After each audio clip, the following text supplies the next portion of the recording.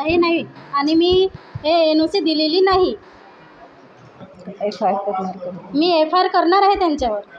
ग्रामसभा कधी ठेवली आपण? आता ग्रामसभा ठेवली आहे मी शुक्रवारला 24 तारखेला. 24 तारखेला शुक्रवारी आम्ही ग्रामसभा ठेवलेली आहे आणि त्या ग्रामसभेमध्ये कंपनी बंद करण्याचा आणि जे बोगस NOC ज्या कुठल्या अज्ञात व्यक्तीने तयार केली असेल त्याच्या विरोधात FIR नोंदवण्याचा देखील तिथे प्रस्ताव पास करणार आहे.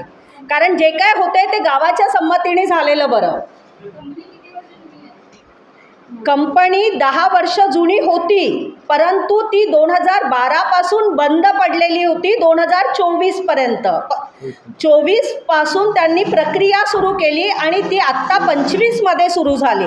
म्हणजे नोव्हेंबर महिन्यात, नोव्हेंबर 2025ला सुरू झाली. म्हणजे 6च महिने समजा.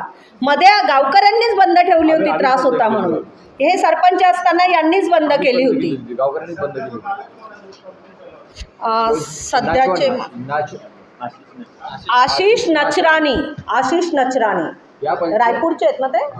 रायपूरचे आहेत. एकीकडे मालक म्हणतो की हो जोपर्यंत आपण नियम पाळत नाही प्रदूषणाचे बंद ठेवतो, मग अचानक जिल्हाधिकाऱ्यांकडे बैठक लागते, मोठा नेता बैठक घेतो आणि नंतर कोण काय करतं म्हणून आणि लगेच तो मालक पुन्हा सुरू करून देतो. म्हणजे तुमचा रोग कुठे, कोणाकडे, कोणत्या नेत्याकडे? रोख हा नेत्याकडे आहे म्हटल्यापेक्षा जोपर्यंत आम्हाला जिल्हाधिकारी हे सांगत नाही. आज आम्ही जेव्हा जिल्हाधिकाऱ्यांशी बोललो तर ते म्हटले मला भेटायला आले होते, आम्ही बैठक घेतली नाही, भेटायला आले होते, मला कल्पना नव्हती. आता मी अभ्यास करतो आणि अभ्यास करून 8 दिवसामध्ये आपण पुढील निर्णय घेऊ. त्यांचं आम्ही विचारलं त्यांना, तर त्यांचं म्हणणं असं होतं की कंपनीच्या मालकांनी ती बैठक लावून घेतली होती. ते नाव सांगायला तयार नव्हते कुठल्या नेत्याने घेतली होती आणि आम्ही आदेशानुसार घेतली होती असं त्यांनी म्हटलं. परंतु त्यांनी नाव सांगितलेलं नाही. 8 दिवसांनी जेव्हा बैठक होईल त्यावेळी त्या बैठकीमध्ये आम्ही संपूर्ण त्यांना विस्तारित आपण विचारू की तुम्ही कुठल्या आधारावर त्यांनी सुरू केली. त्यावेळी कंपनीचा मालक पण समोर राहील आणि आमच्याकडे त्यांचं लेखी आहे. ज्या अधिकाऱ्यांच्या समक्ष त्यांनी लिहून दिलं त्या अधिकाऱ्यांना पण आम्ही तिथे उपस्थित ठेवणार आहोत. आणि मग त्यावेळी याच्यावर खरं काय आहे हे जनतेसमोर पण येईल आणि सगळ्यांना कळेल पण. नोंदवलेली आहे, दिलेली आहे. त्याच्यानंतर त्यांची व्हिजिट पण झालेली आहे. त्यांच्या व्हिजिटचा पण अहवाल मी आपल्याला दिलेला आहे पर्यावरणाच्या. त्यांनी पोल्युशनचं म्हणजे एअर पोल्युशनचा सॅम्पलच घेतलेलं नाही, त्यांनी वॉटर पोल्युशनचं सॅम्पलच घेतलेलं नाही. जी तक्रार आम्ही दिली ते सॅम्पल त्यांनी घेतलेलं नाही. त्यांनी फक्त व्हिजिट केली आणि व्हिजिटमध्ये अहवाल दिला. नॉमिनल काही गोष्टी त्यांनी काढल्यात आणि त्यांनी सांगितलं की ही कंपनी या गोष्टीचा. एक मिनिट, तुमच्याकडे पण त्याचं आहे visit report Maharashtra pollution control बोर्डचा मी आपल्याला दिलेला आहे. त्याच्यामध्ये आहे, त्याच्या शेवटच्या पानावर त्यांनी दिलेलं आहे की या युनिटमध्ये स्प्रिंकलर असल्याचं आढळून येत नाही.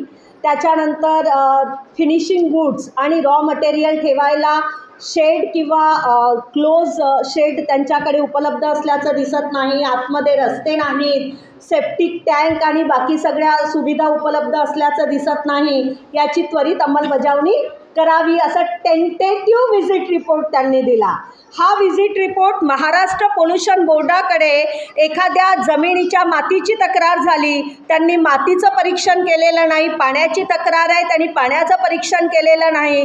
एअर सॅम्पल घेतलेले नाही आणि एक टेंटेटिव्ह रिपोर्ट दिला. याच्यावरून आम्हाला समजू शकते की खऱ्या अर्थाने ती कंपनी सुरू ठेवण्यामध्ये सगळ्या विभागांचे अधिकारी आणि अजून कोणाकोणाचा तिथे इंटरेस्ट आहे हे खऱ्या अर्थाने शोधून काढण्यासारखं आहे. आणि म्हणूनच आम्ही इथपर्यंत तुमच्यापर्यंत आलो आहेत की आज अधिकाऱ्यांना पण वचक राहिलेली नाही. एखाद्या विभागाचा अधिकारी 50 मीटरवर नदी असताना, कनान नदीसारखी नदी असताना जर त्याला एन्व्हायरमेंटल क्लिअरन्स सर्टिफिकेट देते आहे, याचा अर्थ काय आहे?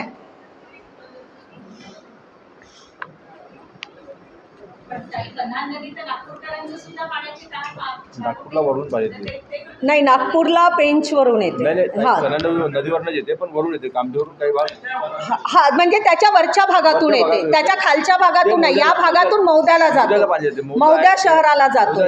नागपूरला इकडल्या भागातून येतो, कामठीकडल्या भागातून. आता इथे कोण कोण आहे कंपनीवाले वर्कर आहेत. हे इथे पण आहेत, आहेत वर्कर 10 वर्कर आहेत इथे पण सध्या उपस्थित आहेत. 10 वर्कर हो नाही नाही नाही, गावातली पण आहे, बाहेरची पण आहे. पण गावातल्याही लोकांना याने काही फरक नाही पडणार, कारण ते जगतील तर पुढलं काही कमावतील ना, काहीतरी काम करतील ना. ते जर जगणारच नाही तर उद्या काय उपयोग आहे. म्हणजे त्यांना पण काही हरकत नाही, त्यांनाही माहिती आहे की ते कंपनीमध्ये काम करत असताना त्यांना किती त्रास होतो. त्याच्यामुळे त्याच्यावर त्यांचं काही ऑब्जेक्शन नाही. पहिले आम्ही त्यांनाच विचारलं की उद्या तुमच्या पोटावर जर हे झालं तर काय चालेल का तुम्हाला. सगळ्यांचं कन्सेंट आहे त्याला.